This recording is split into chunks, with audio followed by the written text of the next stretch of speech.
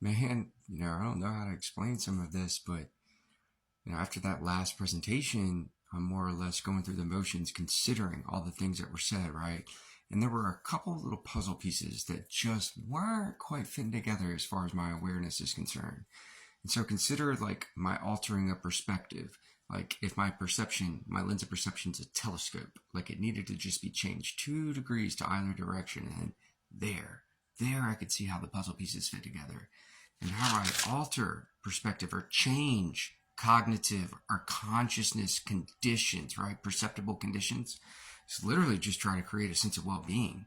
And how I did it today was through exercise. I did a bunch of push-ups and squats, eat a bunch of healthy food. I went on a nature walk, and I did a bunch of prayer, meditating, and manifesting. And manifesting, by the way, at this point, is literally all me expressing gratitude for having received insights, transmuted them into divine light, and used them to heal the sick, free the enslaved, and raise the dead versions of mine within this hellish realm. Like that's it. It's a little more detailed or elaborate than that. Like I keep kind of going just a little bit, but that's the gist of it, man. But I'm saying these things as if it's already happened, and I'm doing it very subtly. I'm more or less talking like this, okay? Divine matters are subtle, and they cannot be spoken aloud, so to speak. Their utterances must be subtle. This is just something that is so okay. Remember, I'm literally experiencing all this, or it's unfolding in real time, and I'm doing my best to hang in there. And it's not nothing is going to be a contradiction or even in conflict from this presentation to the previous, but there are going to be some minor alterations which make a great deal of difference.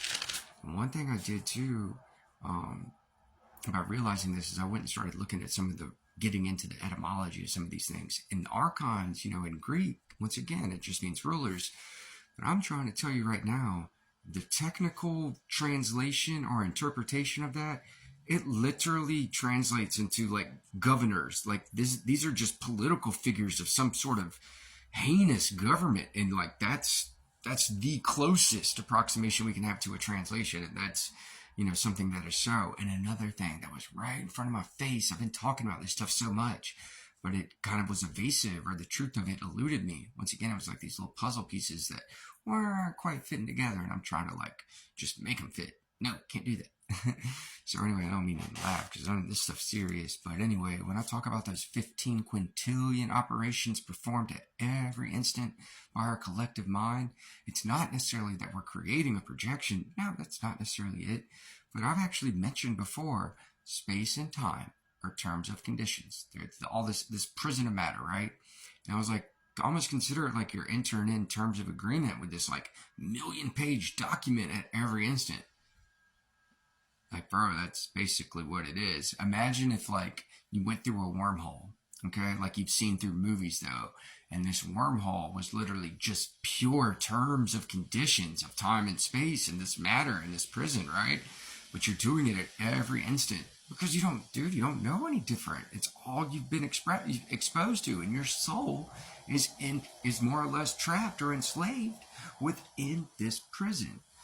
So I hope that makes sense. It's not. That's why math is math, by the way. That's why it's nothing but essentially symbols and numbers and what else and signs. Okay, because it's our approximation to essentially this dark magic that is the terms and conditions of what we only call time and space.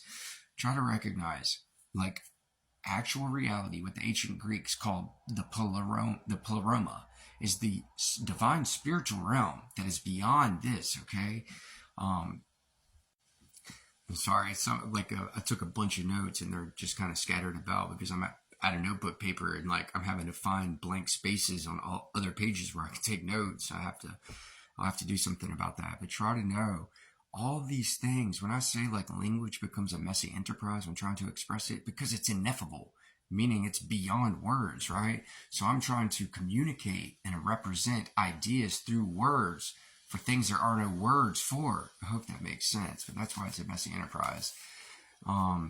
The true reality is an ineffable spiritual reality. It's subtle compared to this one. It's presided over by an indescribable, benevolent deity whose outflow and emanations created the fullness, or pleroma in Greek. It was Sophia, or wisdom, that created outside the consent of the great invisible spirit and created a horrifying being, a nightmarish creature, the Yaldabaoth.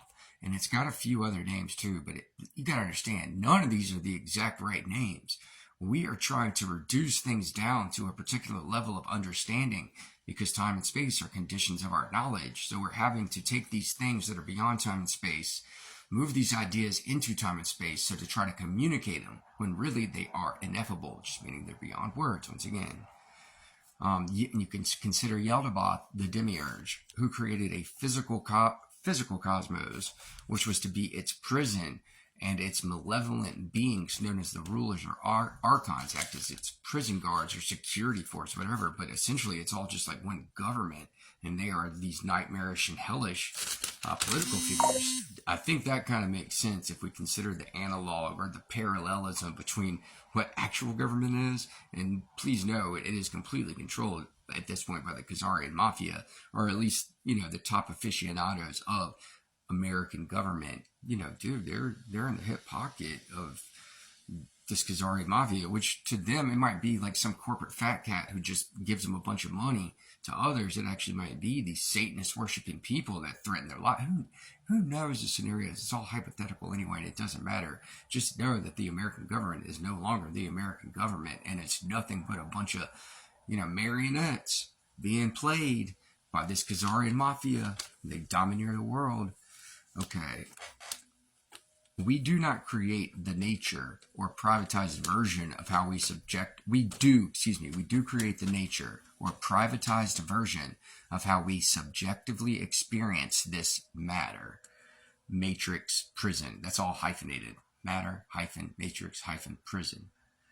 This is in accordance or correspondence to the way we represent the personal experience of prison to ourselves, meaning the outward subjective interpretation is merely experienced as a quasi-reflection based off the manner in which previous instances were eternalized and thought and felt.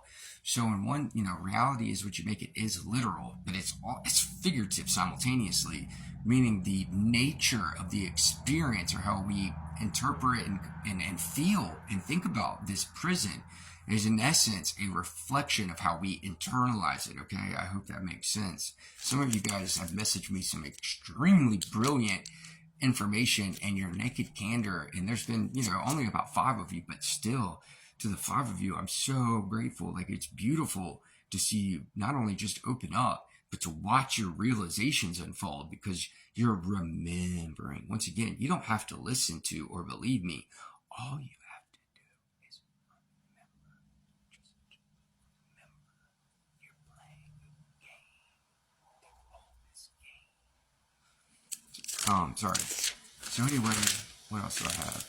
Oh, and I found this book. It's essentially a grimoire on sorcery. Let me try to appreciate, my entire... Listen, in front of me, I have Jean-Paul Sartre's Being and Nothingness. I have George Berkeley's A Treatise Concerning the Principles of Human Knowledge. I have Max Planck's The Philosophy of Physics. And I have Nietzsche's Thus Spake Zarathustra. So, my background or the main way I got here was through extremely formal academic information, right? I studied, atomic physics, mathematics, a lot of philosophy, because philosophy teaches you how to think and how to go about using all this academic information or extracting the meaning out of it. But dude, if you would have told me 5 years ago I'd be making, videos or presentations on YouTube and TikTok about sorcery and reading books that are a grimoire on sorcery, I would have said, no, man, I don't see that happening per se. But I never knew what all this was for. I kept myself open to adaptation, meaning my mind was malleable, simply meaning I could take on the new impressions, whatever they might be, if I knew them to be of practical reason and pure reason. And unfortunately, recognizing that this is a matrix matter prison and a hellish nightmare ruled over by unspeakably awful things, then that's just what I was preparing myself for, okay? But I wasn't always into this stuff. And Christianity, real Christianity, is so radically different from the contemporary version because it is a psyop.